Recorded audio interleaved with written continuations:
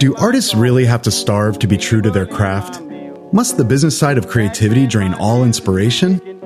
No, it does not. 5 minutes on creative entrepreneurship can help you master the business side of creativity, reap greater rewards from your talent, and enjoy your work to the fullest. I'm so glad trouble don't last always. How will you manage all the competing time demands of being a creative entrepreneur? You have so many responsibilities. You fill so many roles. Every entrepreneur faces this challenge. Starting a business is hard. Whether you're a founder building a company or a solopreneur with a freelance practice, you've got a lot on your plate. You have to find the work, estimate the work, and do the work. Then bill the work, balance the checkbook, communicate with clients, and take out the trash. And if you add employees into the mix, you have to find them, onboard them, train them, lead them, and manage all their HR issues. That's a lot of hats to wear. I'm Eric Holter, and I've been a serial creative entrepreneur for over 3 decades. After graduating from Rhode Island School of Design in 1991, I could cut and print beautiful wood engravings. But I had no idea how to run a business. They just don't teach enough about business in art school. When you enter your studio or sit down in front of your computer to work, you're going to be confronted with all sorts of demands for your time. You'll have emails to respond to, clients to take care of, and of course project work to get done. And those are just the urgent matters. There are any number of administrative tasks just waiting for you to give them your attention. Logging your time, doing the books, making deposits, chasing down payments, ordering supplies and equipment, and then, of course, marketing, but who's got time for that? Like I said, being in business is hard, and at some level you're just going to have to accept that you signed up for this, and you're going to have to cultivate habits and disciplines that are required for any entrepreneur to survive and be successful. But for all the tasks and responsibilities that we have to manage, we need to also accept our personal limitations and weaknesses. No one is well suited for every aspect and function of running a business.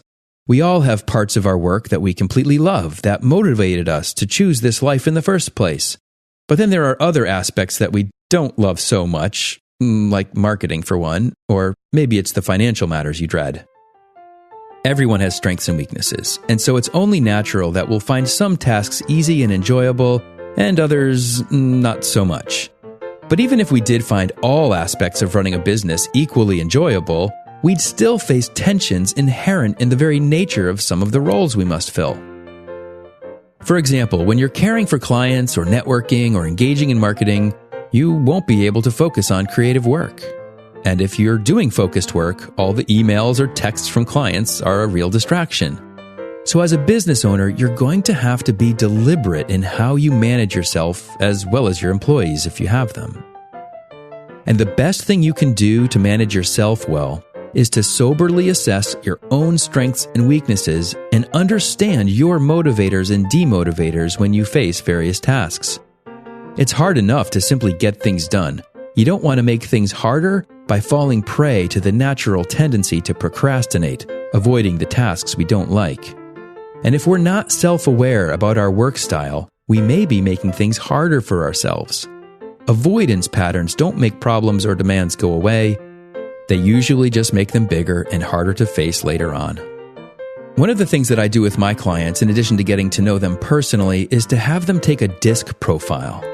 The DISC profile is similar to personality profiles, except that it's focused on the work environment. This is one of the best management tools I use with my employees, and it's especially helpful in predicting how we're likely to respond or react to various aspects of our work. I'm personally fond of the older DISC Classic 2.0 version of their profile. I've provided a link in the show notes. Becoming self-aware about our work styles, what motivates and demotivates, what appeals to us and what does not, can help us face those aspects of our work that we might otherwise avoid. And growing in our ability to face those hurdles is critical. Go ahead and take that survey and get your report. And if you'd like help understanding and applying it to your situation, you might want to book an hour with me to review it.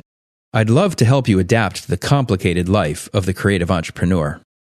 In the next episode, I'll offer some tips on how you can keep swapping all of your hats. So until next week, don't let the business of creativity overwhelm your creative business. 5 Minutes on Creative Entrepreneurship is a podcast by Eric Holter, mentor to creative entrepreneurs.